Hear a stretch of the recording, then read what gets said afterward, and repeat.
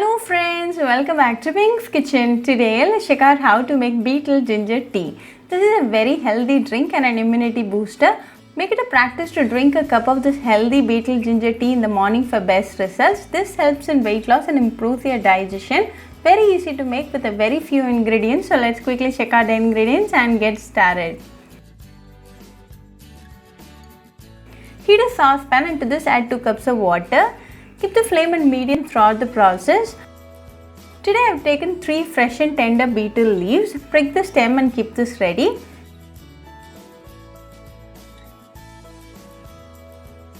When the water comes to a boil, add the beetle leaves. Let this boil for 2 minutes in medium flame.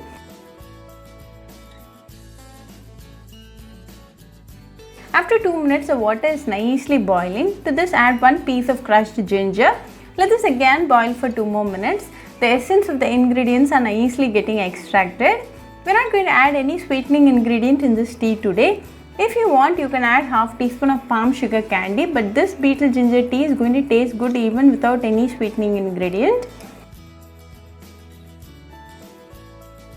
It's been 2 minutes now and the flavors of the ginger and the beetle has come together very well. Now off the flame and finally add a teaspoon of lemon juice. Let this rest for 10 seconds.